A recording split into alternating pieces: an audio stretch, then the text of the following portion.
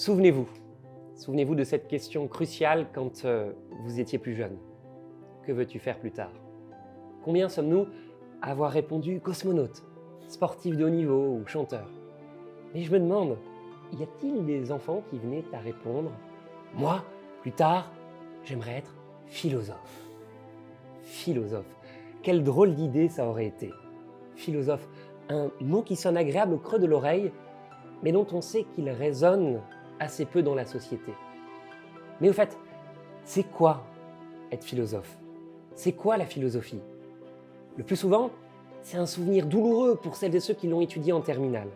On n'y comprend pas grand-chose, on en retient vaguement quelques noms compliqués, Nietzsche, Aristote, Platon, Arendt, des noms dont on ne sait pas trop quelles sont les pensées.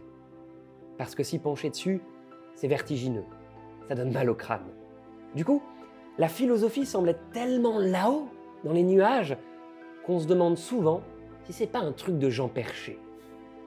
Et puis, on n'a pas le temps là pour philosopher. On a d'autres choses à faire qui nous paraissent plus sérieuses et surtout plus agréables.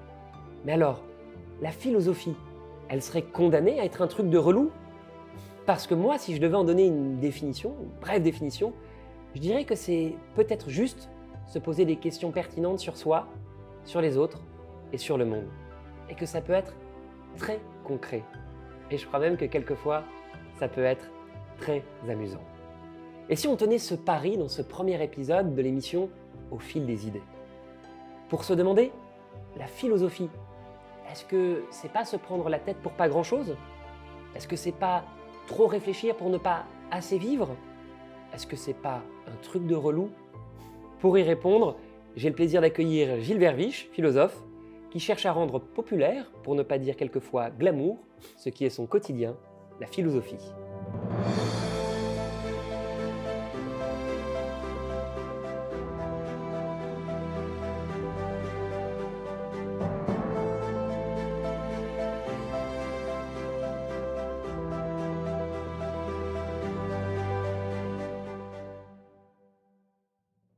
Merci Gilles d'être présent dans ce premier épisode de Fil des idées. Est-ce que tu veux bien te présenter pour les gens qui n'ont pas le plaisir de te connaître, sachant que je précise que je vais tutoyer Gilles parce qu'on se connaît, voilà, on va boire des coups ensemble quelquefois et je suis super content de pouvoir t'accueillir. Est-ce que tu veux bien te présenter? Eh bien, je suis Gilles Verviche, donc je suis professeur de philosophie. J'ai eu l'agrégation en 2000, donc ça fait plus de 20 ans que je suis professeur, pour encore sans doute 23 ans. Hein. Avec la réforme des retraites. Et puis par ailleurs, depuis une bonne dizaine d'années, j'ai commencé à publier des livres, effectivement, on en parlera peut-être dit de pop philo. Hein. Avant, on aurait appelé ça la vulgarisation de philosophie. Donc le premier s'appelait « Comment ai-je pu croire au Père Noël ?» où effectivement l'idée c'était de partir de questions du quotidien. Alors là c'était comment être soi-même dans une soirée où on connaît personne, ou pourquoi mamie met-elle un pull écossais et une casquette à son Yorkshire. Voilà, comment ai-je pu rester si longtemps avec un mec aussi con? Enfin voilà, pour montrer que la philosophie peut être ancrée. Voilà. Très concrète. Voilà, le livre qui a vraiment marché, c'était Star Wars, la philo contre-attaque. Voilà, je t'ai connu avec ce livre, moi. Voilà, il y a pas mal de gens qui m'ont connu avec ça, où je faisais une philosophie à partir de Star Wars et de Star Wars, donc voilà. Et puis, voilà, bon, du coup, j'ai fait un peu de radio aussi. Et puis, depuis un an, je me suis lancé carrément pour rendre la philosophie vraiment humoristique dans un stand-up philosophique. Êtes-vous sûr d'avoir raison, dont j'ai tiré mon dernier livre, sorti chez Flammarion, petite pub évidemment. Mais tu as raison, voilà. vas-y, fais ta Êtes-vous sûr d'avoir raison? Qui est ici, on va le montrer Voilà, tout à l'heure à l'écran. Voilà. Donc l'idée c'est de faire de la philosophie sous toutes ses formes. Alors je sais pas si tu me reposeras la question ou pas, mais effectivement, je sais rien faire d'autre moi en fait, hein, donc ça me paraît pas. Il y a beaucoup de gens qui disent ah c'est difficile, nanana. Toi, ça te semble évident? Moi, ça me semble évident. Je comprends pas tout. Hein. Quand je lis du Deleuze, je comprends rien, par exemple. Voilà. Mais voilà, on en reparlera peut-être. Mais je me demande s'il n'y a pas quand même un petit naturel philosophe. Hein. Moi, je me suis peu posé de questions sur mon avenir, en fait. Hein. Assez tôt, j'étais... voilà. Et donc, voilà. Donc, voilà, je fais de la philosophie sous toutes ses formes, en essayant vraiment d'aller chercher les gens là où ils sont. avec leurs références et de le rendre effectivement accessible et effectivement Glamour. glamour Ah, tu oses le et mot. amusant. Tu as bien raison. OK. Merci Gilles pour cette présentation. Effectivement, donc on va traverser plusieurs questions. La première séquence, c'est celle du dialogue. On va donc dialoguer, c'est propre à la philosophie. On va échanger. Je vais te poser quelques questions sur la thématique de cette émission, première émission d'Au fil des idées, qui est donc la philosophie, un truc de relou.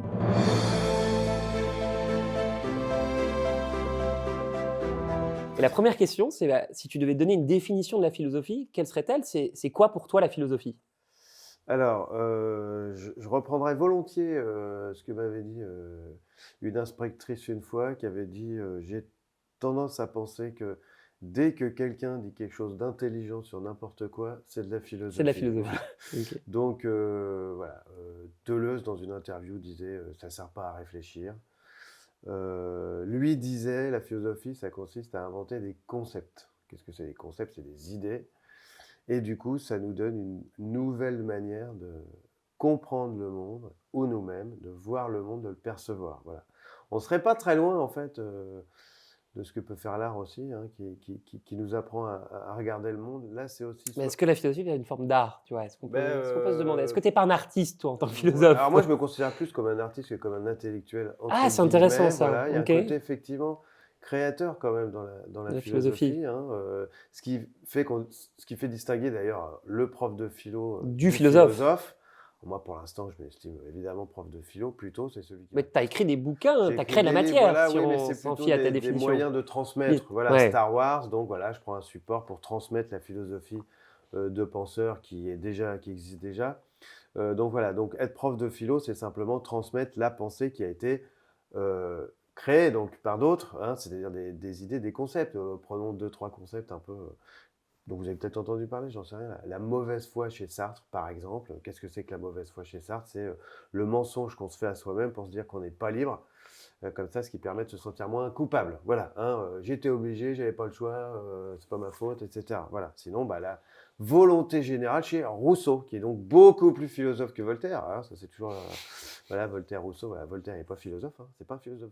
C'est un intellectuel littéraire. Voilà, un intellectuel. Il pensait l'époque de son temps. Mais qui était engagé quand même. Oui, voilà, mais c'est vraiment un homme de son temps. D'ailleurs, on dit le siècle de Voltaire, hein, c'est pas un scoop.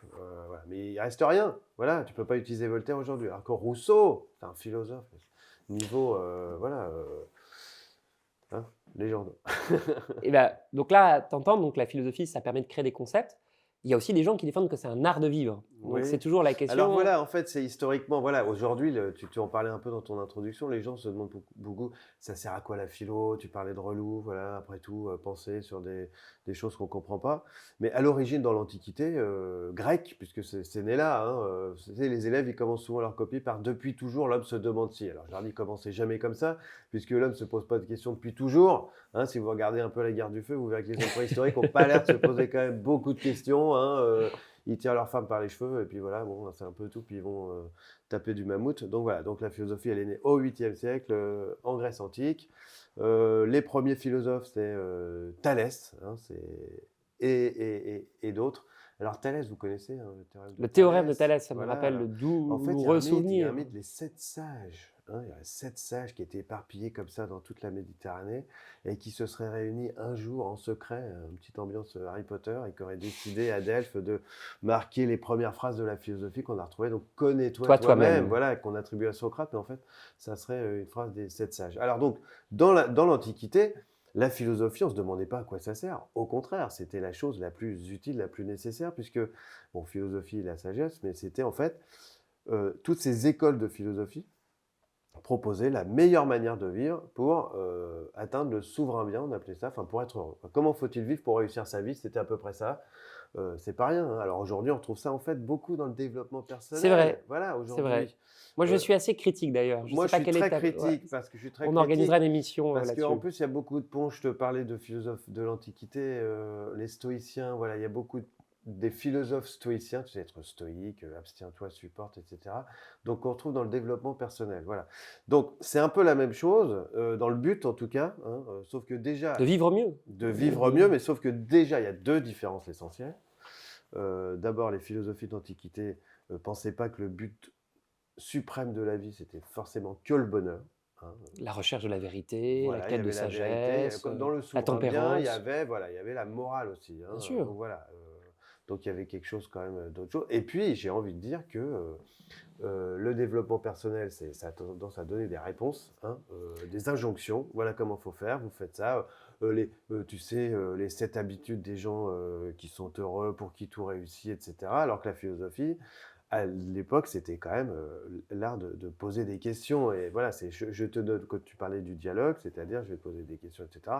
Et c'est pas viens chercher bonheur, j'ai une Et puis je te salade, donne la recette je te donne secrète la recette du pour faire le bonheur. gâteau Voilà. du bonheur, quoi. Voilà, Voilà, c'est voilà. pas Alors, ça. et c'était l'idée que c'était pas facile. Voilà, aujourd'hui, tu sais, il y a des livres comme ça, alors je vais pas citer de nom, mais voilà, 22 protocoles pour parvenir au bonheur. Bon, voilà, avec le nombre de livres en plus qui ont la recette du bonheur, on se demande comment ça se fait qu'il y en ait toujours Ouais, autant. tu Enfin, te voilà, demandes. normalement, si tu as trouvé les 22 protocoles pour parvenir au bonheur, il ne devrait plus rien avoir à vendre. Voilà.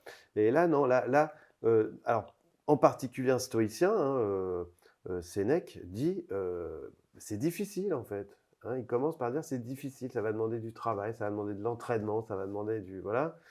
Donc voilà, mais voilà, on se posait pas du tout la question de savoir à quoi ça servait. Après, voilà, à l'époque de Descartes, c'était plutôt la recherche de la vérité. Mais c'est vrai que c'est pas facile en fait de définir un objet de la philosophie. Voilà. Moi, j'ai un peu l'habitude de dire aux élèves, et ils s'y retrouvent, que c'est un peu les questions qu'on dit existentielles entre guillemets, métaphysiques si on utilise un terme un peu relou, hein, métaphysique, c'est-à-dire pour le coup c'est des questions auxquelles on n'a pas de réponse, mais qu'on ne peut pas ne pas se poser. Hein. C'est le fameux d'où viens-je, où vais-je, dans quelle étagère.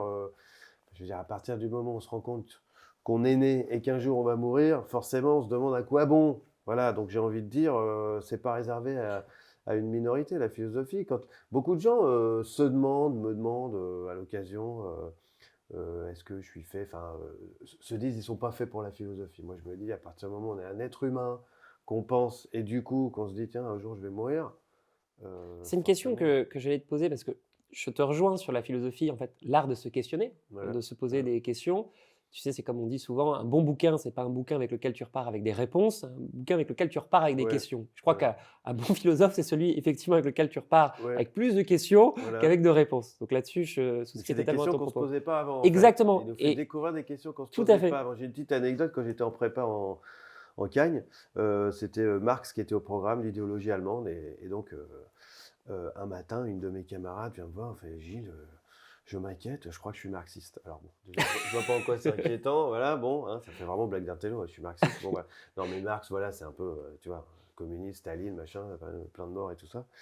Et donc, je lui dis, non, mais je te comprends, il m'est arrivé la même chose en lisant, il fallait qu'on lise donc l'idéologie allemande, c'est une œuvre de jeunesse de Marx, et effectivement, je me suis rendu compte qu'il posait plein de questions que je m'étais jamais posées, quoi. Et moi, je le dis aux élèves, je leur dis, si on lit un auteur, je leur dis souvent, on en reparlera peut-être, mais tu sais, aujourd'hui, on est à l'âge, enfin, on est à l'époque après le Covid où beaucoup de gens se disent, je vais faire mes propres recherches. Voilà, donc je ne crois plus ce qu'on me dit, je vais faire mes propres recherches. Voilà.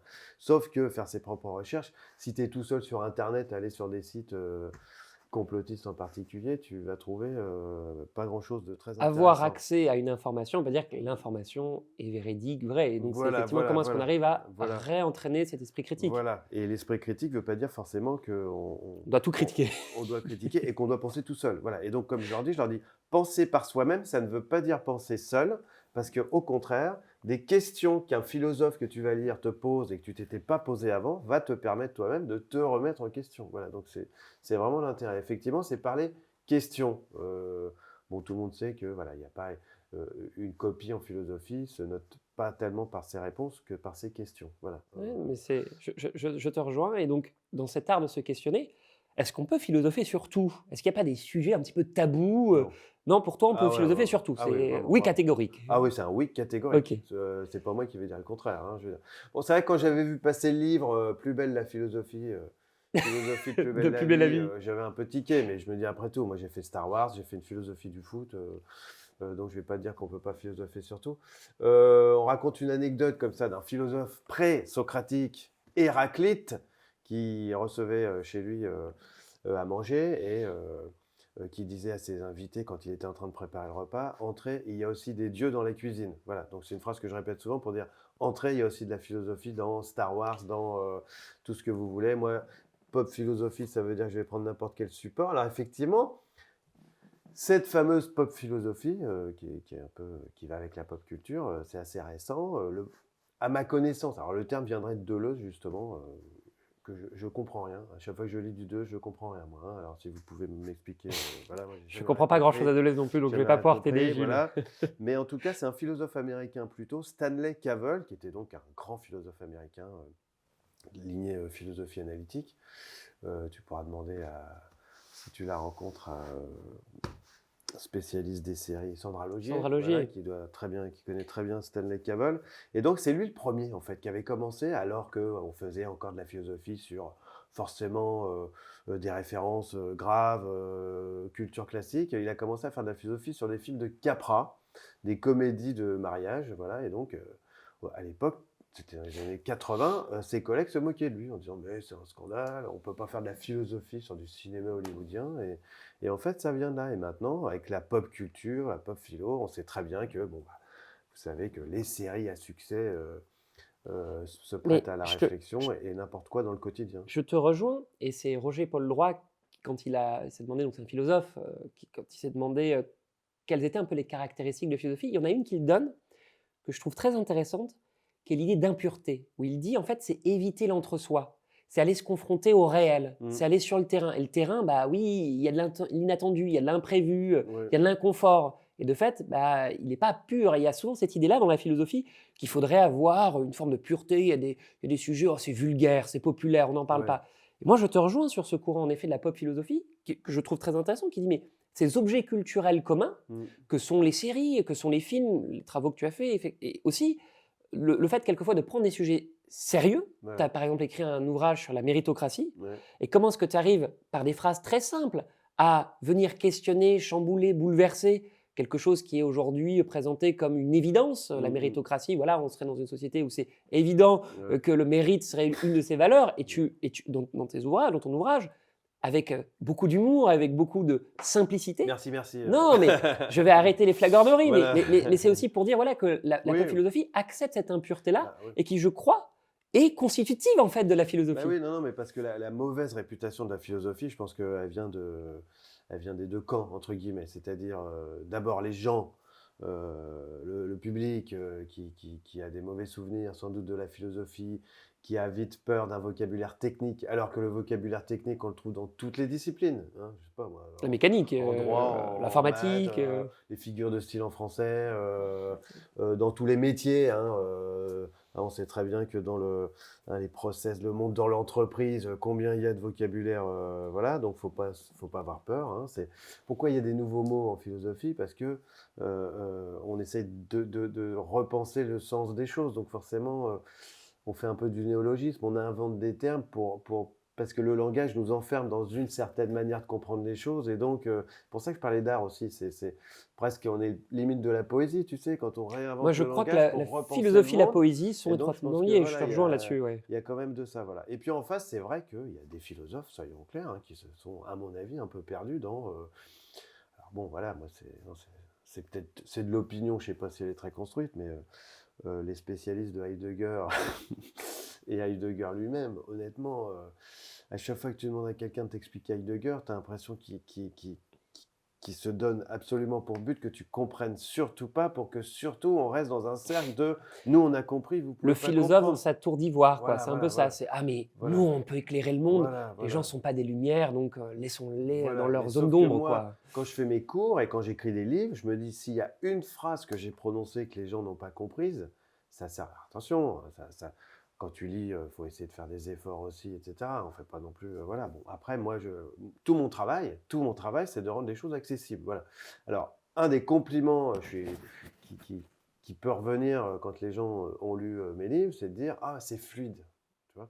Je te rejoins. C'est fluide. Bien sûr. Et donc, je C'est leur une de dis, tes qualités et je là-dessus. dis, il n'y a rien de plus. C'est ce qu'il y a de plus difficile, en fait, de faire. Sur Star Wars, par exemple, le chapitre central, comment philosopher au sabre sur les Jedi, je suis resté bloqué 1 mois et demi dessus sans avancer. J'avais le syndrome de la page noire, en fait. C'est pas la page blanche, chez moi, c'est la page noire, c'est-à-dire tu as plein de notes partout, tu sais pas par quoi commencer. Et je me suis retrouvé, mais tous les matins, pendant plus d'un mois, devant mon ordi, je savais pas où le prendre. Voilà. Donc c'était la panique, parce que je cherche à ce que ça soit fluide. Et il n'y a rien de plus difficile, de moins fluide, que de faire quelque chose de fluide. Et quand on se moque un peu des gens qui essayent de rendre la philosophie plus accessible, vulgaire, entre guillemets, ou pop, c'est assez facile parce qu'en fait, c'est plus facile de ne pas se faire comprendre quand on fait de la philosophie que de se faire comprendre. Voilà. Moi aussi, je peux très bien te prendre un texte et puis jargonner, puis de sortir des concepts. C'est bon, je les connais, hein. Enfin, ça va. Hein. Euh, je sais pas, moi, l'ontothéologie, enfin voilà, on peut s'amuser. Non, non, mais allons-y, hein, si on veut faire du Heidegger, Est-ce que on peut c'est... y aller. Mais ce qui est plus dur, c'est de se faire comprendre. Parce que le gars en face, s'il ne comprend pas, il te le dit, quoi. Et donc, te faire comprendre, c'est avec toi-même, tu dois bien comprendre ce que tu es en train de dire. Voilà. Alors qu'on peut toujours rester dans ce que je soupçonnais quand je faisais mes études de philosophie, entre étudiants à la Sorbonne, à T4-5, et puis tu sais, c'est les habits neufs de l'empereur. Je ne sais pas si tu connais, je pourrais en parler si on a du temps, mais où tu es là, tu es 4-5 en train de parler de philosophie avec du vocabulaire, Hegel, la négativité de l'en-soi, du pour-soi, du comment, et puis tout le monde fait ah, oui, tout à fait. Voilà. Donc chacun fait croire qu'il a compris ce que disaient les autres parce qu'il se dit si je leur dis que je comprends rien, ils vont se foutre de moi. Alors qu'en fait, moi je parie qu'en sortant de la conversation, il n'y en a pas un qui a compris ce qu'il vient de se dire puisque ça n'avait aucun sens en fait. Et c'est ce jargon, c'est le fait du coup que ça soit un peu abscon, quoi, Ouais, qui contribue à cette image poussiéreuse de la philosophie ouais, pour toi. voilà. Qu'est-ce qui fait que la philosophie, c'est ce truc-là? On se dit, mais c'est pour les intellos, c'est relou, c'est chiant. C'est quoi qui est à l'origine de ça? C'est ce jargon? C'est autre chose? Bah, je te dis, c'est une incompréhension des deux. Je pense que cette tendance aujourd'hui de De la faire pop comprendre philo? la philosophie, pas que Bob Philo d'ailleurs, hein, il y a beaucoup de gens qui essayent de la rendre un peu plus démocratique et bonne. Bon, c'est pas faux que quand on veut repenser les choses, il faut les dire un peu autrement et que c'est pas forcément très accessible. Il y a le fait aussi que la philosophie, chez des grands penseurs, se situe quand même à un niveau d'abstraction qui demande un effort de penser. C'est comme la science, hein. Enfin voilà, les scientifiques. Tu as des gens qui vulgarisent la science dans des magazines ou des conférences, mais leur recherche à eux, tout le monde ne pourrait pas la comprendre. Voilà, c'est un peu ça qui se passe en philosophie. Voilà, tes recherches ne sont pas forcément compréhensibles par tout le monde, mais toi, le but quand tu es pédagogue, c'est d'essayer de les rendre accessibles à tout le monde. Donc voilà, qu'est-ce qui rend la philosophie aussi alors poussiéreuse, je sais pas, moi comme je te dis, comme j'ai un peu le naturel philosophe, j'aurais un peu du mal à répondre à cette question. Je pense qu'il y a des gens qui s'écoutent aussi, que c'est une manière peut-être comme d'autres disciplines de se faire croire. Il y a deux manières d'avoir l'air intelligent face à quelqu'un. Enfin, peut-être trois, quoi. Mais enfin, il y en a deux. La première, c'est de ne pas se faire comprendre. Hein. C'est-à-dire, tu dis, pilote, il comprend rien. Il se dit, moi, j'ai rien compris, ça doit être super intelligent ce qu'il dit. Alors moi, comme je dis, si mon chien me parle et que je comprends pas, je vais pas penser qu'il est plus intelligent que moi. J'ai pas compris. Voilà. Et la deuxième que j'essaie de faire, c'est au contraire de tirer les gens vers le haut. Je pense qu'il n'y a rien de plus gratifiant pour tout le monde de se dire ah je viens de comprendre un truc que j'avais pas compris avant. Et là, tout le monde en sort. Hein, c'est le gagnant-gagnant du pacte philosophique, si tu veux. C'est-à-dire que les gens bon, moi, le but, c'est pas qu'on me trouve intelligent, mais ce que je veux dire, c'est que si j'ai quelque chose à dire, il faut que les gens me comprennent et que plutôt que de se sentir, eux, humiliés, je pense que le meilleur moyen qu'ils en sortent quelque chose, c'est de se sentir Grandi. grandi, voilà, et d'avoir compris, et dire, ah ouais, tu vois, l'effet waouh, quoi. C'est ça que je cherche, moi, dans la philosophie, c'est l'effet waouh. Ah ouais, carrément, mais voilà, et pas, j'ai rien compris, ça doit être super fort. Le philosophe est peut-être un peu et surtout pédagogue, de fait. Donc, Oui, au départ, c'était la démarche socratique, hein. C'était quand même le modèle du philosophe, c'est Socrate, qui est effectivement pédagogue. On appelait ça même la maïeutique, c'est même une certaine manière d'enseigner, moi, que j'applique hein, dans mes cours. Hein. Les élèves, ça les étonne d'ailleurs. Hein. Donc Socrate n'arrivait jamais dans la rue en disant aux gens, hein, vous savez ou pas que Socrate, il faisait pas des cours. Hein. Le premier prof de philo d'histoire, c'est Kant. Hein. Jusqu'au XVIIIe siècle, personne n'était. Les philosophes avaient un autre métier. Voilà, hein. Spinoza, par exemple polisser des lunettes astronomiques, hein, des verres pour les lunettes astronomiques. Bon, voilà. Il paraît qu'il était très fort. Descartes était militaire de carrière. Enfin, ils avaient tous d'autres métiers. Et donc, lui, Socrate se promenait dans la rue. Bon, à l'époque, il devait avoir des sous. Et il demandait simplement aux gens, qu'est-ce que tu en penses? Voilà. Et c'était par le dialogue, en fait. L'enseignement de la philosophie consistait pas à dire aux gens ce que je savais.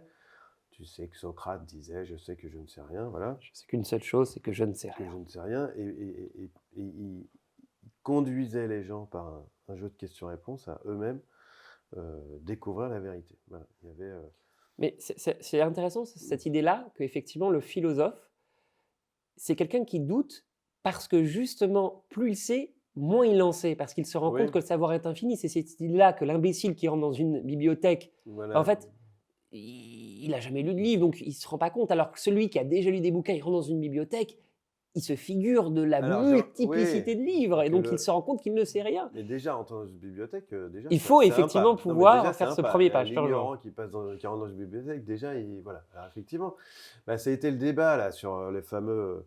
euh, on en parle beaucoup en ce moment. Étienne Klein en avait parlé à l'époque du Covid de l'ultra-crépidarianisme, c'est-à-dire ce qui vient d'un proverbe apparemment, c'est-à-dire que le savoir du cordonnier s'arrête aux limites de la semelle, voilà, et donc l'effet Dunning-Kruger de deux psychologues, voilà, qui consiste à dire que moins on en sait, plus on croit savoir, enfin voilà, et donc plus on en sait, au Et contraire. plus on a cette posture très Voilà, donc assurée, ce qui que je veux dire, est c'est que c'est pas pas que dans la légitime. philosophie, dans la plupart des sciences, en fait, quand tu sais vraiment, quand tu as une vraie connaissance, tu sais qu'il y a un savoir infini à acquérir.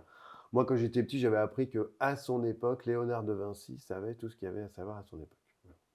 Mais parce qu'on était à une époque, 15e siècle, ou enfin 15e, début 16e, tu sais, peut-être, ou pas, enfin bon, bref, mais où il y avait peut-être un peu moins de savoir acquis. Aujourd'hui, ce serait évidemment impossible que quelqu'un sache tout ce qu'il y a à savoir, hein, À moins voilà. de s'appeler Wikipédia, et encore. Oui, voilà, ou d'être une IA, on verra, ça, voilà.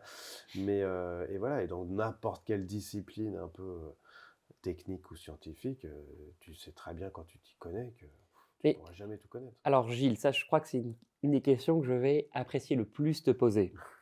Une fois qu'on dit ça, que donc le philosophe, plus il en sait, moins il en sait, est-ce que la philosophie, ça n'empêche pas la tranquillité de l'esprit? Ah, sûrement. Ah oui, ah oui, oui, alors ça empêche pas. Alors après, faut, quelle est la cause et la conséquence? Voilà. Est-ce que c'est parce qu'on est intranquille, hein, pour utiliser un terme, que du coup on fait de la philosophie, ou parce qu'on est philosophe qu'on est intranquille? Alors ça, c'est assez étonnant parce que justement, c'est ce que nous vendaient, entre guillemets, les philosophes de l'Antiquité. Voilà, ils vendaient la tranquillité. Voilà, ça s'appelait l'ataraxie. Je ne sais pas si les gens savent, on dirait un nom de L'absence médicament, de hein, tu as pris douleur. ton ataraxie ce matin. Hein, d'ailleurs, je crois qu'il y a un médicament qui s'appelle Atarax. Littéralement, ça veut dire absence de trouble de l'âme, quiétude. Alors aujourd'hui, on dirait zénitude, sérénité, tout ce que tu veux, voilà. Alors que je pense que, voilà, que, enfin, moi, enfin, c'est peut-être mon problème à moi, mais la philosophie me rend pas du tout tranquille. Enfin voilà, pour la bonne raison que je suis pas certain que ça serve à être heureux. Voilà, par exemple, hein, par rapport à C'est tout une un question que j'allais discours te qu'on poser. a. Est-ce Moi, que ça rend heureux ou malheureux? en tout cas, de fait, je le suis pas plus. Moi, enfin voilà, je sais pas l'intérêt. Voilà, j'aime bien citer euh, John Stuart Mill, philosophe du 19e, si je fais pas de bêtises, sinon il faudra couper au montage. Mais John Stuart Mill, hein, qui disait il vaut mieux être Socrate insatisfait qu'un imbécile heureux. Voilà, c'est-à-dire que euh, certes, le bonheur, c'est très bien, mais c'est peut-être pas ce qui compte le plus dans la vie. C'est peut-être pas comme ça qu'on se réalise dans une vie d'homme. Et il dit, c'est un peu ce que disait Brel, je crois, je voudrais être beau et con à la fois. En fait, bon, on s'en fout, mais voilà, c'est-à-dire, ou dans Matrix, là, quand le traître veut retourner, les ignorants sont bénis. John Stuart Mill dit, entre une vie lucide, où tu as compris un certain nombre de choses dans la vie, mais tu es malheureux, et une vie où c'est la pilule verte et c'est la pilule rouge et la pilule bleue dans Matrix, voilà. Est-ce que tu préfères comprendre plus de choses quitte à être malheureux, ou est-ce que tu veux être malheureux quitte à être un peu con, voilà. Eh bien, John Stuart Mill dit, pour celui qui connaît les deux, il choisira jamais le bonheur plutôt que l'autre. Mais je crois aussi que, en réalité, c'est un peu des deux dans la mesure où la philosophie, me semble-t-il, c'est aussi la capacité à vivre plus intensément. C'est-à-dire qu'en Ouais, prenant conscience des choses, autant dans ton bonheur, c'est-à-dire en mettant des mots dessus, en te questionnant, en prenant conscience de ton bonheur, tu vas le vivre plus intensément. Mais de fait, ouais. c'est comme une pièce à double face. Côté pile, bah, quand tu es malheureux Ouais. et que tu commences à réfléchir, à penser sur des sujets qui ne sont pas forcément très agréables, bah oui, tu vas être plus Oui, malheureux. alors en fait, Mais c'est dans les deux ouais. sens. Je crois que c'est aussi Ouais. un accélérateur d'intensité, quoi. Oui, alors attends, je sais pas, je sais pas. Ce que je sais, c'est que effectivement, tu vois, je fais pas de la philosophie je cherche pas dans la philosophie. Quand je dis de la philosophie, je cherche pas le, le secret du bonheur. Ce que je sais, c'est que Bien ça me sûr. fait plaisir d'en lire. Voilà, c'est un plaisir de lire, comme des gens peuvent éprouver un certain plaisir. Je sais pas, à regarder une série, moi aussi d'ailleurs, hein, même à jouer à la console, hein, voilà. Et ben, le fait de lire, hein, quand j'étais petit, que j'étais en terminale ou en hypocagne, là, ce qui me relevait le matin, c'est que justement, j'avais lu Hegel, un paragraphe, j'avais pas compris, et j'avais envie de comprendre, un petit côté défi, voilà. Et quand tu découvres, c'est une sorte d'illumination, quand il y avait un vrai quelque chose derrière, voilà.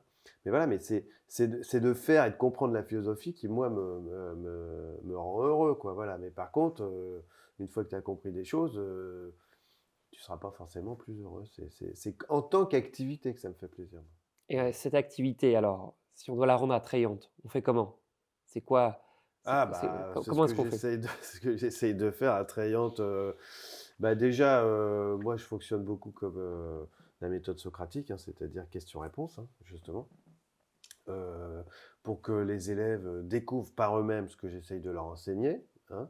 Donc parce qu'on ne retient bien que ce qu'on a trouvé soi-même et donc ce qui permet que ce soit plus facile et puis effectivement ce que je fais, bon, bah, les 2 piliers disons de mon enseignement et des livres, c'est donc, un peu de «pop culture» entre guillemets, donc aller chercher dans les références que le public ou que les élèves peuvent avoir, hein, donc l'année dernière, par exemple, il y avait une série Squid Game qui avait bien fonctionné, donc moi je trouvais qu'il y avait des choses très intéressantes sur les dilemmes C'est une fable un peu politique d'ailleurs, moraux, Squid voilà, Game, il y avait donc plein de choses et donc comme on savait que ça avait fait un succès fou, bah, tu te dis, voilà, plutôt que puis quand tu arrives en cours, plutôt que quand tu leur dis: «On va faire l'impératif catégorique de Kant», c'est moins sexy. Si tu leur dis: «On va regarder un extrait de Squid Game», «Ah ouais, super, trop bien, monsieur», voilà. Bon, voilà, donc déjà aller chercher des références culturelles, de pop culturel, j'ai envie de dire et puis de l'humour. Alors là, c'est pareil, c'est un peu, j'ai jamais pu faire autrement, ça me fait rire la philosophie, tu en parlais du sérieux tout à l'heure, mais effectivement, on peut traiter de sujets sérieux sans se prendre au se sérieux. prendre au sérieux. C'est là-dessus que je suis pas d'accord du tout avec Platon ou Aristote, par exemple, qui vont dire quand on est philosophe, on ne rit pas parce que le rire, c'est l'homme qui se contrôle pas, etc. Enfin, voilà, moi, vraiment, je trouve que le paradoxe philosophique, quand on le tord, devient assez marrant. Il y a cette très bonne phrase, je sais, alors, on a tendance à l'attribuer à Plaute, mais en fait, c'était pas Plaute. Je sais plus quel est l'auteur et je m'en excuse, mais c'était Cassigat Ridendo Mores, corriger les mœurs par le rire. Oui, Et alors, à la base, c'est je attribué connaissais au pas ça, théâtre. tu vois. Ah ouais, moi, Ouais. j'aime beaucoup Cassigat Ouais. Ridendo Mores. Alors, à la base, c'est attribué au théâtre, Mhm. c'est-à-dire, tu allais voir du théâtre, des caricatures exagérées, etc., pour pouvoir rire et en fait te rendre compte de ta bêtise. Je crois qu'on peut l'appliquer effectivement Ah oui, aussi à oui, l'enseignement philosophique, par le rire. Et ça moi, parlerait. je souscris à ce que tu dis. Moi, je sais que quand j'enseigne aussi la rhétorique, donc la science du discours à mes étudiants, je pars un petit peu de sujets qui leur parlent. La séquence Cyril Hanouna, Louis Boyard, quand ils se fight, bah, on peut tout à fait l'analyser d'un point de vue rhétorique, Ouais, d'un point de ouais. vue aussi de la philosophie éthique. Et c'est très intéressant, ça parle aux Oui, gens. bah oui. Et on peut en rire, Et voilà, après tout, ça finit là, la philosophie. Tout ce qu'on peut penser du monde finit là. Alors dans le concret, dans le c'est une réel. fin, C'est pas voilà, un dans le truc. concret. Alors chez Hanouna, pas spécialement, mais effectivement, voilà, tout ça pour ça. Enfin, je veux dire, et pas de manière ironique, tout ça pour ça. Pourquoi on pense, bah, voilà, est-ce que ça a du sens, etc. Tout ça, mais effectivement, dans les discours, on sait très bien que si tu parles pendant une heure et demie à quelqu'un, à un moment, il faut Tu faire te fais rire. chier, Enfin, voilà. voilà. Tu t'emmerdes. Le pire, c'est quelqu'un qui dit, j'en parlerai tout à l'heure. Non, ça n'a rien de pire, hein. Quand tu fais un discours, faut jamais, ou une conférence, faut jamais dire, j'y reviendrai plus tard. Parce que c'est horrible. Moi, ça m'est arrivé une fois de regarder, écouter une conférence. Le gars a dit, j'y reviendrai plus tard. Je fais, ah bon, parce qu'on n'est pas Attention plus, Gilles, tu l'as fait tout à on l'heure, n'est hein. pas plus Tu tard. Ouais, l'as ouais, fait ouais, tout à ouais, l'heure. ouais. Ouais, mais j'essaie de pas être chiant. Tu l'es pas, je te Voilà. rassure. Je crois que Cicéron en parle, hein. J'avais fait un bouquin, moi, sur le rire. Peut-on rire de tout? Et il y a peu de philosophes qui en parlent, du coup. Voilà. Mais Cicéron, par exemple, avait fait tout un sur l'usage du rire, etc., etc. Voilà. Moi, de toute façon, voilà, je cherche pas, si tu veux, je me dis pas quelle blague je vais faire, Non, sauf quand j'ai écrit ton stand-up mon philosophique. stand-up. Alors là, puisque c'est le contrat, voilà. Mais par contre, quand j'écris mes livres ou que je fais mes cours, un moment, je pars en live, en sketch, sans faire exprès. Enfin, je veux dire, je suis pas arrivé, j'avais pas dit: «Là, je vais faire la blague». C'est qu'à un moment, ça me fait rire et donc je me laisse aller. En plus, pour, établir le contact avec les élèves, c'est quand même assez efficace, donc autant cultiver cette part-là et je trouve qu'il y a rien de honteux. Dernière question de cette séquence donc, du dialogue, comment est-ce qu'on devient philosophe? Et ben, on le devient pas, enfin, Est-ce qu'il y a un permis de penser? Est-ce qu'il faut ouais, avoir fait des études de philosophie pour être ouais. philosophe? Est-ce que tout le monde peut être philosophe?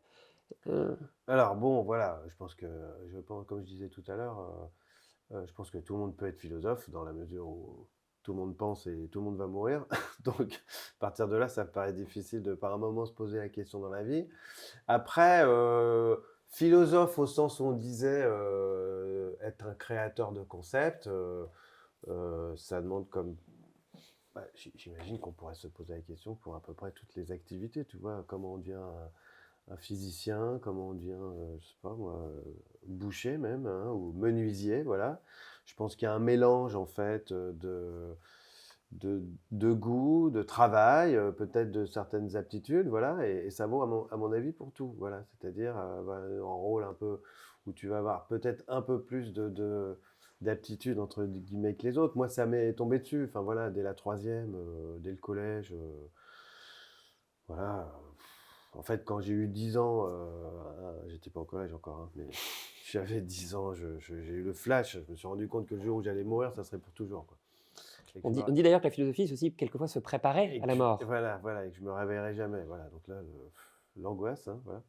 Et puis voilà, en troisième, j'avais eu un super prof j'avais fait du grec, on avait traduit, un extrait de Platon, et le Phédon, ça m'avait donné envie, enfin voilà, après je pense que tout le monde est philosophe, mais peut-être pas au même âge. Voilà, je pense que pour soit tu un peu naturel, soit sinon, forcément à un moment donné, ça va venir, mais le problème c'est pourquoi les gens ont des mauvais souvenirs? Parce qu'on demande à une classe d'âge de 16-17 ans,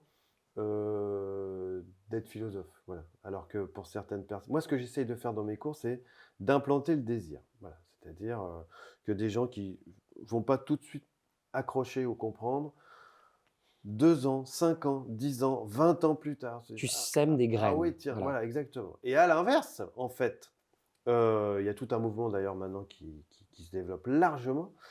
On peut commencer bien plus tôt, voilà, parce que quand on est les enfants ont des questions, philosophiques bien plus Mais pertinentes que les ados. et d'ailleurs, je crois que l'enfant est philosophe et qu'il y a L'enfant est parce qu'il y a un philosophe, étonnement. Si voilà, tu veux, c'est un rapport au monde où tu te dis: «Je pose les questions sans me soucier de savoir voilà comment vont être et ils posent reçues des les vraies questions». moi j'ai mes gamines, qui ont 6 et 10 ans, elles posent des vraies questions et je pense qu'un moyen de lutter, on en parlait tout à l'heure, contre la mauvaise image que peut avoir la philosophie, c'est justement de prendre les enfants très jeunes pour qu'ils se familiarisent avec la philosophie, puisqu'en fait, on est beaucoup plus philosophe à 10 ans qu'à 15. Hein, les ados, c'est un peu, ouais, t'es bon, t'as les hormones, t'as le téléphone portable, t'as TikTok, donc t'es là, voilà. Moi, j'ai tout compris, ouais, Eddie, c'est bon. Ouais, c'est vrai que si Kevin il veut sortir avec Cynthia, pas facile de lui faire un cours sur Kant, quoi. Il a autre chose à faire, tu vois. Bon, En même temps, voilà. s'il commence à philosopher sur Voilà, l'amour, tu lui parles un peu voilà, de voilà. Kierkegaard, tu lui expliques c'est quoi le secret de Les cours sur les l'amour? désirs, l'inconscient, ça plaît bien, L'amour se vit dans voilà. la perte, peut-être qu'il Alors que les comprendra. enfants, voilà, les enfants, ils se posent des questions, mais archi philosophiques. Parce que je trouve il y a un rapport un peu étonné au monde et c'est dans Saint-Exupéry, Le Petit Prince, il y en a marre de dire aux adultes comment ils doivent se comporter, Mmh. nous quand on est enfant. Et donc je trouve qu'il y a effectivement ce rapport, on parlait tout à l'heure de la poésie, un peu poétique aussi, du philosophe au monde, qui est Ouais. cette manière-là de s'émerveiller, de s'étonner, qui est aussi à l'origine, je crois, de son humilité. Toutefois, est-ce qu'il n'y a pas un rapport de classe? C'est-à-dire, on avait cette idée-là de la vie contemplative. Est-ce que c'est pas plus difficile d'accéder à la philosophie, bah, quand on n'a pas les moyens et le temps, les ressources pour pouvoir se poser les questions? Évidemment, évidemment et même d'ailleurs les angoisses, tu sais, le cliché du riche qui s'ennuie tellement il peut satisfaire tous ses désirs, voilà. J'imagine que quand tu dois, passer, ta vie, tes journées, tes mois à te demander comment tu vas manger, tu pas voilà et d'ailleurs, historiquement, ça fonctionne comme ça, hein, il faut savoir que dans cette fameuse Grèce antique où la philosophie est née, il y avait des esclaves quand même, hein, ce qui est pas, une référence, voilà. Et du coup, Aristote défend l'homme libre, l'homme véritable, c'est celui qui a le temps et sans doute l'argent pour se donner à des activités véritablement humaine, donc la pensée et la politique, la philosophie et la politique. Voilà. Mais s'il a le temps de le faire, dans Athènes au 5e siècle avant Jésus-Christ, c'est parce qu'il y en a d'autres qui sont en train de préparer la bouffe, qui sont des esclaves, et eux, on leur laissera pas le temps. Donc effectivement, bien sûr qu'il y a ça. Alors moi, moi, ce que j'essaie de faire, pour le coup, c'est quand même d'essayer Assez accessible, voilà, de populariser la diffuser philosophie. la Ouais. philosophie un peu à tout le monde. Et tu parles de la Grèce. Moi, quelquefois, je suis un petit peu embêté, chagriné, je dirais, par le fait qu'on a une vision très tu m'excuseras, européocentrée de la philosophie. Ouais. Je trouve qu'on ne nous enseigne pas suffisamment la philosophie Alors, orientale. moi, c'est ce que j'ai fait dans Star Wars, du coup. C'est vrai. Donc, c'est vrai qu'au départ, en plus, quand j'ai commencé à écrire mon livre sur Star Wars, c'est parce que j'étais fan depuis tout gamin et que j'avais fait la philosophie, comme je t'ai dit. En fait, j'ai découvert les deux à 10 ans, voilà. Et puis, ça me travaillait, voilà. Donc, mais au départ, j'avais l'intention de faire un peu de la pop philo de base, c'est-à-dire, je vais leur expliquer Hannah Arendt, tu en parlais tout à l'heure, ou Sartre à partir de Star Wars. Et puis, à un moment, je me suis rendu compte qu'on ne pouvait pas passer à côté du zen et des arts martiaux parce que les Jedi, comme j'en parle, sont inspirés des samouraïs, etc. Et donc, voilà. Et donc moi, ça m'a permis de découvrir, de creuser la philosophie orientale en général et puis le Bushido en particulier, le zen et les arts martiaux. Et effectivement, et dans le chapitre consacré à cette philosophie-là, à ces philosophies-là, je fais la différence justement entre philosophie orientale et occidentale. Il y a quand même des choses assez différentes. Voilà, il y a des choses assez différentes. Ça s'enseigne pas de la même manière en fait. Je pense que ça s'enseignerait pas. C'est vrai que la philosophie qu'on enseigne en France, forcément, déjà elle est européenne. Il y a une autre philosophie américaine qui a mis du temps à venir, alors que ses origines c'est 1950. Wittgenstein, c'était un Autrichien, mais c'est lui qui a inspiré la philosophie américaine un petit peu. Voilà, mais c'est pas une philosophie discursive qui passe par le discours, qui est pas bavarde. Voilà, philosophie orientale, de ce que j'en sais vraiment rien. Hein. Voilà, j'en sais rien. J'ai lu 20 bouquins, c'est tout. Mais c'est beaucoup moins bavard. Du coup, ça s'enseigne pas de la même manière. Voilà. Hein. Donc, je me suis lancé il y a quelques années dans le karaté, comme je t'ai raconté tout à l'heure. Et finalement, c'est un peu là que tu fais de la philosophie orientale, quoi. Voilà. C'est pas... Mon sensei me fait de la philosophie orientale. Voilà. Et donc, pour ça, on fait pas on n'écrit pas plein des ramètres de papier, on fait des katas. Voilà. C'est le rapport au corps, Voilà. au sensible aussi. Le corps et l'esprit. Parce Voilà. qu'on a tendance, effectivement, dans cette conception un peu de la philosophie classique, à avoir l'idée de la raison, la raison, la raison. Voilà. Or, il y a aussi la sensibilité. Voilà. Son corps nous donne des informations, Voilà. on peut philosopher aussi à Voilà. travers le corps. Tu as raison de le Tout dire. à fait. Merci, Gilles. Donc, première séquence qui est terminée du dialogue, on va attaquer la seconde séquence. La seconde séquence, c'est la rencontre. C'est tout de suite.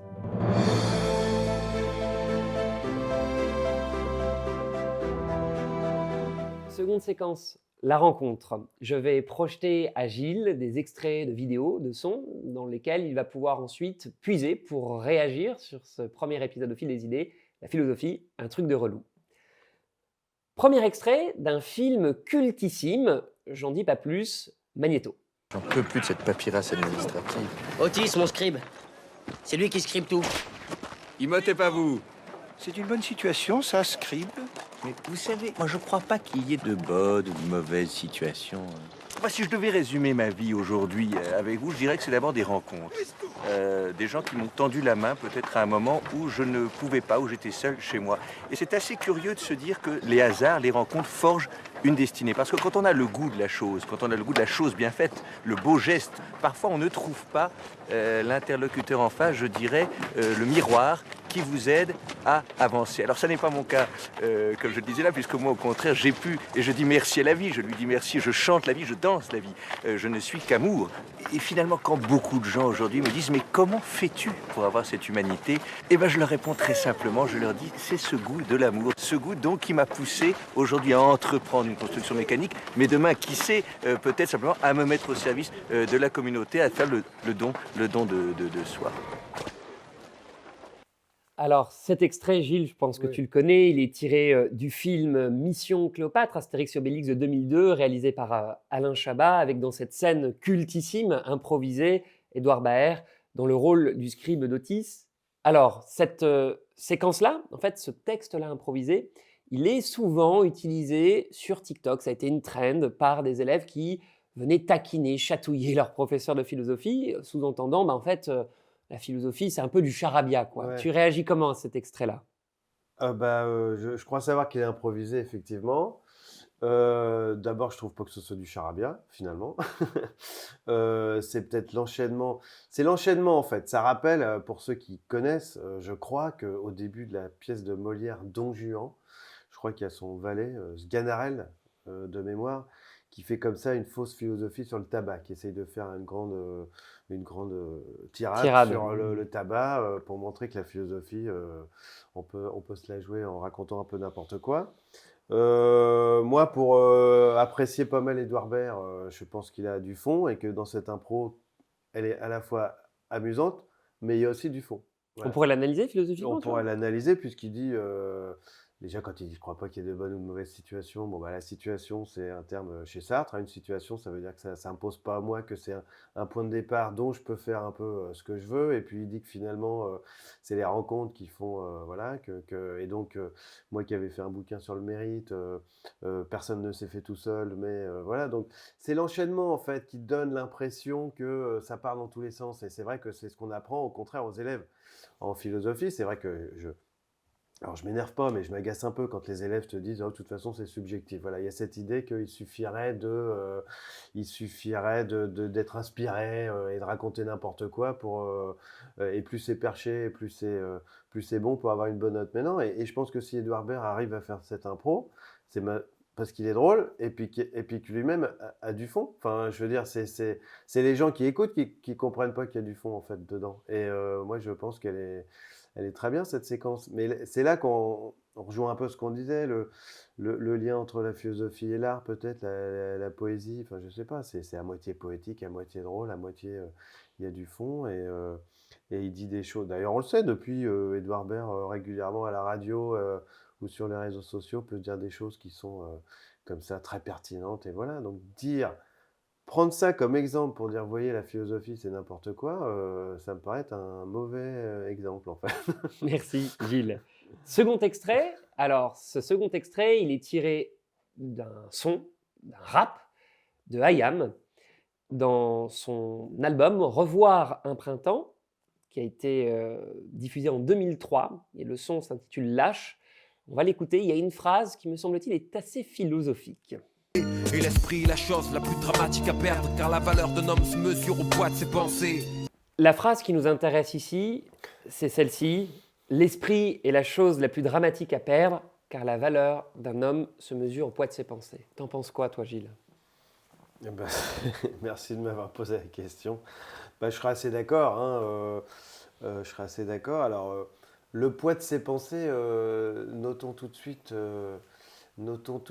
le caractère un peu ambivalent, hein, le poids des pensées, parce que on pourrait le comprendre à la fois par quelqu'un qui a un esprit très construit, des valeurs, des normes, et puis une réflexion, et puis qui est sage, tout ce qu'on veut, toutes les pensées, les théories, les idéologies, voilà, les valeurs et les normes qui me définissent, voilà, et qui orientent mon action, hein. Après tout, mes croyances, mes opinions, c'est ce qui me définit, ce qui me fait me comporter, voilà. Et en même temps, quand on dit le poids de ses pensées, il y a le côté un peu fardeau, hein, on n'est pas loin de tout ce qu'on disait tout à l'heure, c'est-à-dire plus on réfléchit. J'ai plutôt bien choisi la séquence, alors. Voilà, Ça. plus on réfléchit, moins on est heureux, quoi. Le poids de ses pensées, voilà. Après, il dit, il n'y a rien de pire que de perdre l'esprit, voilà. Quand on dit, c'est un peu le revers de, je voudrais être beau et con à la fois, c'est-à-dire au contraire, même si je dois être malheureux, j'ai quand même pas mal à perdre voilà. Après, le poids de ses pensées, voilà, effectivement, ça me rappelle Bergson là, qui dit qu'effectivement, c'est mes pensées. Il dit l'intelligence à nos instincts. Quand, par exemple, parce qu'on pourrait reprocher à la plupart des gens d'avoir des opinions qui sont juste des idées reçues, et c'est pour ça qu'on fait de la philosophie, c'est pour remettre en question ses opinions, voilà. Et Bergson nous dit que si on adhère à une opinion plutôt qu'à une autre, le matin tu vas entendre la radio, spontanément tu vas être pour ou contre la peine de mort, pour ou contre l'avortement de droite, de gauche, etc. Donc on pourrait essayer de t'expliquer qu'il ne faut pas, qu'il y a des arguments pour et contre, on pourrait parler de la réforme des retraites. Et Bergson dit que si nous adoptons une opinion plutôt qu'une autre, c'est parce qu'elle correspond à la coloration de l'ensemble de notre personnalité. Voilà, effectivement. Donc, quand j'entends ça, ça me fait penser à ça. Ça me fait penser au fait que finalement, c'est l'ensemble de nos opinions, de nos idées qui construisent l'ensemble de notre personnalité et qui permettent de répondre à la question « Qui suis-je » Voilà, donc effectivement, le poids de nos pensées est ce qui définit mon identité. Et donc, quand l'esprit s'éteint, c'est sa personnalité qui s'éteint aussi. Tout à fait. Ouais. Merci Gilles pour cette séquence-là. Une dernière proposition d'extrait. Alors cette fois-ci, la proposition d'extrait que je te soumets, c'est un extrait de l'Institut national audiovisuel et des reportages qu'on fait à la sortie du bac de philo. Ah oui, alors, ouais. J'ai dit que on ne pouvait pas faire confiance à ses sens parce que c'était une certitude sensible et que donc c'était contingent et tout ça. J'ai ressorti le cours, maintenant faut voir. Vous êtes contente de vous? Non. Pourquoi? Parce que j'ai jamais des bonnes notes en philo, donc je pense pas que ce sera génial. Bon, C'est tout ce que je dis. alors voilà, cet extrait de l'Institut national audiovisuel, C'est- reportage de 98, Ouais. j'ai jamais de bonnes notes en philo, Oui, j'ai bah, recraché le cours. Oui, bah, on a compris, hein, c'est triste. Hein, voilà. Elle te sort typiquement trois mots qu'elle ne comprend pas elle-même. Moi, je le dis à mes élèves, si vous ne comprenez pas ce que vous écrivez, je peux pas. Voilà. Elle leur a dit, j'ai dit que c'était une certitude sensible, que c'était contingent, tout ça. Je veux dire, voilà. Est-ce qu'on peut se fier à ses sens? Je sais pas, c'est un truc que tout le monde peut se le dire. Est-ce qu'on peut se fier à ses sens? Pourquoi pas? Voilà, oui. Hein, voilà, je peux le voir et je peux le toucher. Alors que la tradition philosophique depuis l'Antiquité nous dit que on peut pas se fier tout à fait à ses sens. Voilà, de manière générale. Hein, je sais pas si ça vous est déjà arrivé. Moi, ça m'est déjà arrivé hein, de sentir mon téléphone vibrer. Je le sors et il avait rien.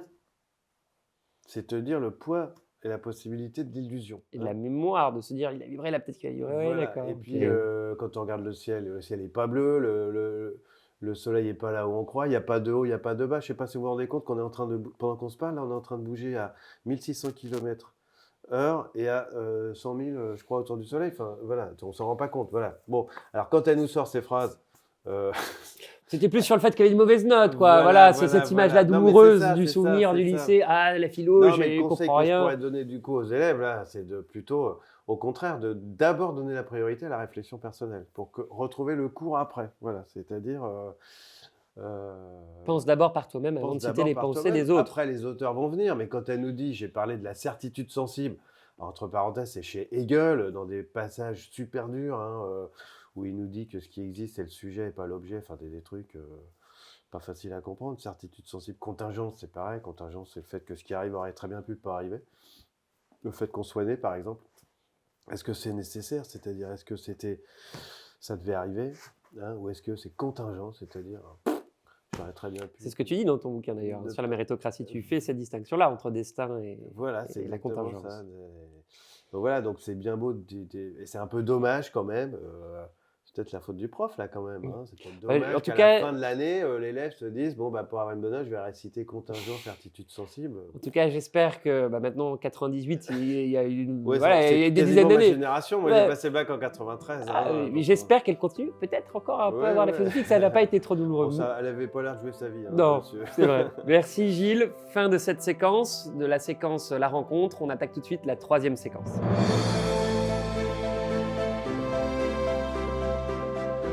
Troisième séquence, le face-à-face. Trois internautes ont des questions à adresser à notre philosophe présent ici, Gilles Verviche. On va leur donner la parole tout de suite. La première question est posée par Lucas, haut fonctionnaire. Bonjour Gilles Verviche, Lucas Métro, je suis aujourd'hui haut fonctionnaire et je dois vous avouer que quand j'étais, il y a quelques années de ça, en bac scientifique, j'étais pas un élève très sérieux en philosophie. Pas du tout sérieux. Et aujourd'hui, je le regrette. Je le regrette parce que c'est certainement la discipline qui me serait le plus utile dans mon exercice de tous les jours, en ce qu'elle permet de se questionner et de réfléchir sur les connaissances existantes. Aussi, la question que je voulais vous poser est la suivante. Est-ce que vous ne pensez pas que l'apprentissage de la philosophie, l'enseignement de la philosophie débute trop tardivement? Sans doute, si je reprends mon exemple, j'aurais été plus sérieux sur la philosophie si cette matière était enseignée pendant les 3 années de mon lycée et pas seulement en terminale. Et sans doute aussi que la philosophie mériterait peut-être d'être enseignée dans les cursus d'enseignement supérieur. L'anglais est enseigné, peu importe le cursus que vous suivez, que vous fassiez une licence de maths, vous auriez des cours d'anglais. Et pourquoi pas ne pas avoir des cours de philosophie, tant cette discipline est peut-être cruciale dans la vie de chaque étudiant. Je vous remercie. Alors Gilles, on doit étudier la philosophie à quel âge? Quand? Oui, bah, je suis d'accord avec tout ce qu'il dit, hein, évidemment. Alors, à quel âge? Il n'y a pas d'âge, hein, voilà. Des professeurs haut gradés disent qu'il faut faire tout en un an parce qu'on ne peut pas diviser la philosophie en parties. Nanana. Non, au contraire, hein, on commence à 3-4 ans. Hein. Moi, mes gamines, elles se demandent, elles se regardaient dans la glace, elles disent, je me demande pourquoi je suis là, pourquoi je suis moi. Des fois, je me demande si j'existe ou pas. Enfin, peu importe. Voilà. Donc, il n'y a pas d'âge pour commencer. Et effectivement, il a tout à fait raison. On demande souvent, mais ça sert à quoi la philosophie alors qu'on ne va pas le demander pour d'autres matières qu'on fait volontiers. Voilà, par exemple, les maths. Hein, on en fait du début à la fin. Alors moi, honnêtement, les maths dont je me sers dans ma vie, déjà, je m'en sers pas puisqu'il y a la calculatrice. Et si jamais je dois faire un calcul de tête, c'est M2, quoi. Enfin voilà, donc les dérivés de fonctions qu'on a fait jusqu'au lycée et les complexes, on s'en sert pas et on a l'impression que et personne ne demande à quoi ça sert. Voilà. Alors pour ceux qui veulent faire des carrières très bien d'ingénieur, pourquoi pas, mais sinon, voilà. Donc effectivement, qu'on devrait le commencer bien avant, comme ça, les gens se familiariserait beaucoup et ça ne serait pas la matière qui fait peur en terminale, mais c'est vraiment en marche, hein, c'est vraiment la philosophie pour enfants, là ça rentre vraiment, notamment grâce à Edwige Chirouter, qui a une chaire à l'UNESCO de la philosophie pour enfants, là ça rentre vraiment dans les mœurs, et puis évidemment, je trouve qu'aussi on devrait l'enseigner dans les études supérieures. Alors il se trouve, on pourrait poser la question à l'inverse, c'est-à-dire en France, on est le seul pays, je crois, au monde, hein, il y a de l'éducation morale peut-être en Belgique ou ailleurs, mais on est le seul pays où tous les élèves, quasiment, sauf en pro, ça c'est bien dommage, il faudrait faire aussi en bac professionnel, mais où tous les élèves, avant l'université, doivent faire une année de philo. Alors dans ce sens-là, c'est bien en fait, on oblige les gens à réfléchir pendant un an, voilà. Mais effectivement, on pourrait commencer avant et après. Par exemple, c'est dommage que les cursus de sciences, il n'y ait pas un peu plus de philosophie des sciences, d'épistémologie, en droit c'est pareil, tout ce qu'on veut, enfin voilà, et là il nous parlait, j'imagine que, et c'est ce que je disais tout à l'heure, implanter le désir, donner envie, et là on a typiquement quelqu'un qui Regrette qui aujourd'hui regrette et qui en aurait pas besoin dans avoir sa et fonction, c'est ce voilà, qu'il dit. qui se dit qu'on a un besoin. Quand on dit ça sert à quoi? Bah là, il dit bah là, je me rends compte que ça me servirait bien. On imagine qu'un haut fonctionnaire, je sais pas quelles sont ses fonctions justement, mais qui doit se poser pas mal de dilemmes et de questions du sens, de la valeur des choses. Et là, la philosophie peut bien aider. Voilà. Merci Gilles. Seconde question qui est posée cette fois-ci par Marine, journaliste jeunesse. Bonjour, je suis Marine, journaliste jeunesse, et je voulais savoir comment un philosophe choisissait son école philosophique.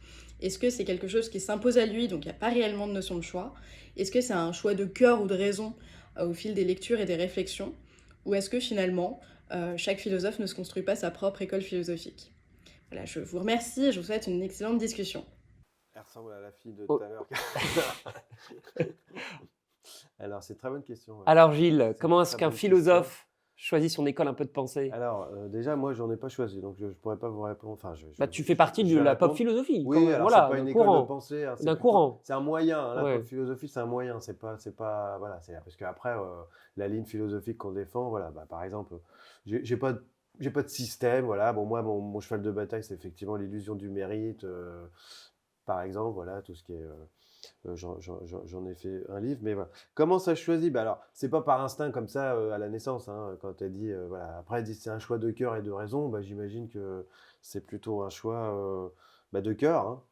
Ça revient à ce que c'est un choix de cœur, parce que les profs de philo ou les philosophes qui sont hegeliens, heideggeriens, kantiens, c'est un choix de cœur. Ils vous le défendent. Il y avait un vieux prof, Bernard Bourgeois, qui avait l'impression d'être la réincarnation de Hegel, manifestement. Enfin voilà, c'est un choix de cœur. On ne peut pas comme ça fréquenter un philosophe sans un moment s'identifier un peu. Et effectivement, ce que je disais tout à l'heure quand je parlais de Bergson, qui disait que si nous adhérons à une opinion, c'est parce que nous y avons trouvé une partie de nous-mêmes. Et donc je pense que c'est ça, si on adhère au point de vue d'un philosophe ou à sa pensée, c'est sans doute que on y retrouve quelque chose de soi-même. Donc il dit l'intelligence a ses instincts, Bergson. Donc c'est forcément. Mais voilà, moi en fait, comme elle dit très justement Marine, moi je vais plutôt chercher chez tous les philosophes. Je pense que si on lit encore Platon, Bergson, Schopenhauer, Saint-Augustin, c'est parce qu'ils ont tous dit des trucs intéressants à leur niveau. Voilà. Moi, en fait, je crois, ça serait le grand bouquin à faire du monde, hein, je crois en une vérité philosophique qui se retrouverait par une sorte de variation idétique, comme disait Husserl, chez tout le monde. Je pense que tous les philosophes sont d'accord sur des trucs et qu'en fait, si on trouvait le point commun de tout ce qu'ils disent, on aurait la vérité. Voilà. Et je pense qu'ils disent tous des trucs très intéressants. Il faut chercher le cœur de ce qui serait effectivement Voilà. ce Tu sais, corps philosophique. La méthode de la disserte caricature les choses. Quand on dit vous allez utiliser Descartes en première partie, puis Hume en deuxième, on a l'impression que ce philosophe-là, il a pensé que ça, puis qu'il n'avait pas pensé à l'antithèse. Alors j'avais un prof à la fac qui disait bien sûr que Aristote a lu Kant, ce qui voulait dire que les objections qu'a fait Kant à Aristote éventuellement, Kant y avait pensé aussi. Voilà.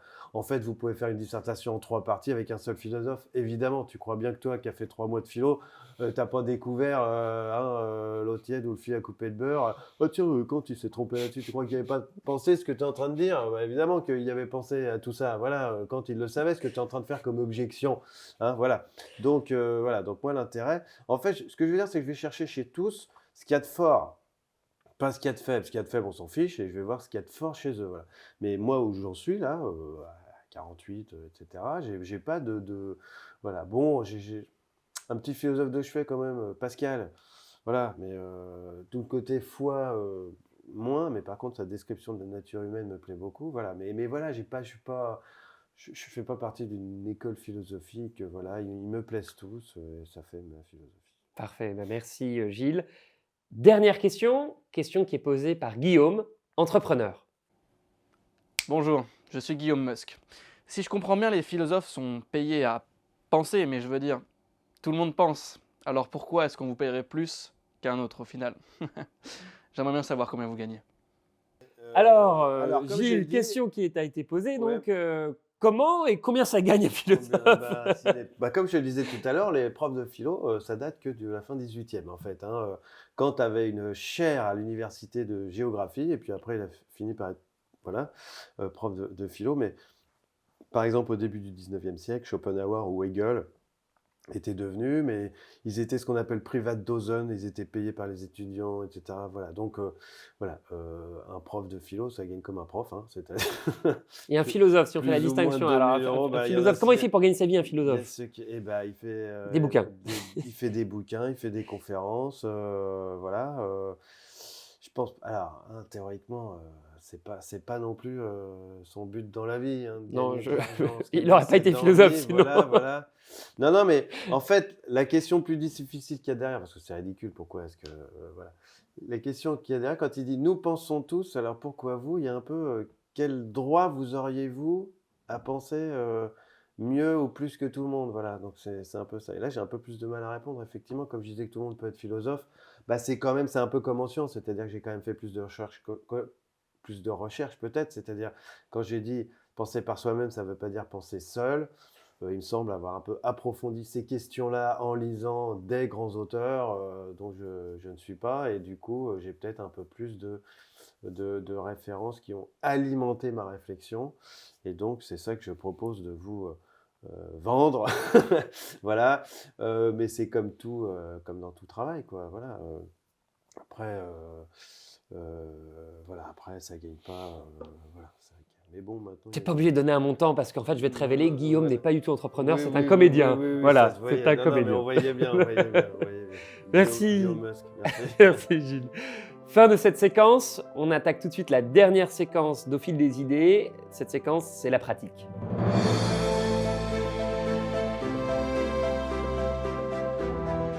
Quatrième séquence, la pratique. Alors là, on va juste se poser des questions très pratico-pratiques. Comment est-ce qu'on fait les choses en rapport avec notre sujet? Donc la première question que je te pose, Gilles, comment faire pour se poser de bonnes questions? Waouh, comment se faire pour se poser de bonnes questions? Alors ça, je sais pas. Comment se faire pour se poser? Parce qu'il y a se poser des questions et se poser des bonnes questions. déjà. Moi, je te demande des bonnes questions. Des bonnes questions. Ben, je dirais qu'il faut lire déjà.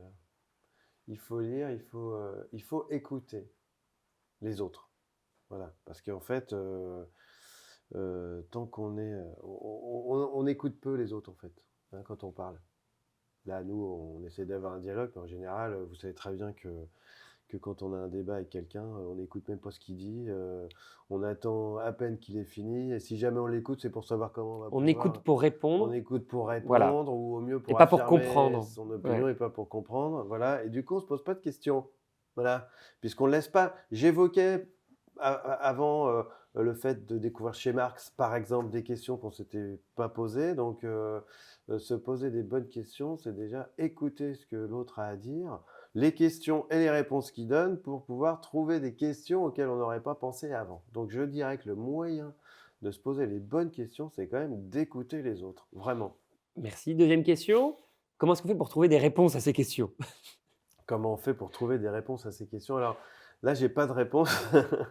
J'ai pas de réponse pour la bonne raison que, comme disait, alors hein, je vais citer un philosophe, ça fait bien comme ça. Voilà, ça fait, voilà, Tu m'entourloupes là un petit peu, Gilles. Tu m'entourloupes. Les questions en philosophie importent plus que les réponses, et chaque nouvelle réponse apporte une nouvelle question. Voilà. Il n'y a pas de bonne réponse. Il n'y a pas de bonne réponse. Comme je le dis à mes élèves, s'il y avait une bonne réponse sur comment trouver le bonheur, je ne serais pas là à vous faire des cours justement de fonctionnaire. J'aurais ouvert depuis longtemps mon église et ma religion, et je serais devenu gourou de secte. Voilà. Donc, les bonnes réponses, bon, après voilà, ça dépend si c'est une réponse un peu pratico-pratique. Comme disait Descartes, autant on peut se poser plein de questions quand on est assis comme ça tranquillement, autant quand on est au milieu de la rue, il faut agir. Voilà, hein. Quand un camion me fonce dessus, c'est pas bon de me demander est-ce que ce camion existe ou pas. Hein, on se pousse et puis on se posera la question plus tard. Voilà. Donc, voilà. Donc, mais bon, en philosophiquement, je pense qu'il n'y a pas de bonne réponse. Merci. Je ne crois pas qu'il y ait de Ou bonnes ou de mauvaises réponses. Très bien. Dernière question pratique. Comment est-ce qu'on fait parfois pour arrêter de se poser des questions? Alors, c'est difficile, hein, c'est difficile. Moi-même, quand je dors, j'ai du mal. Je me suis mis au karaté. Il faut... c'est le divertissement chez Pascal. Je parlais de Pascal. Le divertissement, ça consiste à trouver une occupation pour l'esprit. Voilà. Mais pour arrêter de cogiter, il faut faire des activités qui vident un peu la tête. Alors, le karaté en particulier, les arts martiaux en général, c'est quand même beaucoup mieux. C'est pas du divertissement, hein, parce que ça permet... C'est une activité physique. C'est une activité physique, mais aussi spirituelle, qui permet de mettre le corps et l'esprit en relation. Et c'est vrai que quand on fait ce genre d'activité... Faire du sport, quoi. Hein. Enfin, je veux dire, moi, quand je fais du sport, que je me concentre là-dessus, au moins, j'arrête de cogiter. Mais ça se discute, parce que quand je cours aussi, du coup. Je fais du jogging, là, et là, ça tourne pas mal. Donc, tu réfléchis. moi, Ouais. j'ai un peu du mal à arrêter de me poser des questions, en fait. Quand on fait l'amour, en fait, j'ai envie de dire, alors vous en parlerez peut-être avec un invité plus tard, mais je crois que c'est le moment, je crois que Desproges disait que c'était le seul moment où il n'avait pas peur de la mort. Et je pense que c'est le seul. Parce que c'est la pulsion de vie. C'est la pulsion de vie, et je pense qu'effectivement, c'est quand on fait l'amour que... on arrête de philosopher. On arrête de se poser des questions. Ouais, il vaut mieux pas d'ailleurs, parce que sinon, ça se vole. C'est un tue-désir. Mais voilà, mais en fait, c'est solution radicale. Hein. Je pense on arrête de se poser des questions. Merci Gilles. Fin de ce premier épisode d'Au fil des idées. Je vais laisser une carte blanche à Gilles qui va pouvoir parler face caméra s'il a un message à faire passer. Oh là, s'il y a un message. Eh bien, n'écoutez pas ce qu'on vous dit sur la philosophie. C'est à la fois facile et utile. Et vous pouvez tout à fait comprendre des choses nouvelles de manière ludique. Voilà, donc la philosophie... comme ne disait pas Platon, philosopher, c'est apprendre à mieux rire. Merci Gilles. Merci à vous d'avoir suivi ce premier épisode d'Au fil des idées. Si vous l'avez regardé sur YouTube ou sur des plateformes de streaming de podcasts, n'hésitez pas à mettre des commentaires, à dire que vous avez apprécié et puis à mettre aussi des likes ou des étoiles. On vous remercie et puis on espère vous retrouver très bientôt pour un nouvel épisode d'Au fil des idées. Un esprit complet pour une vie plus accomplie.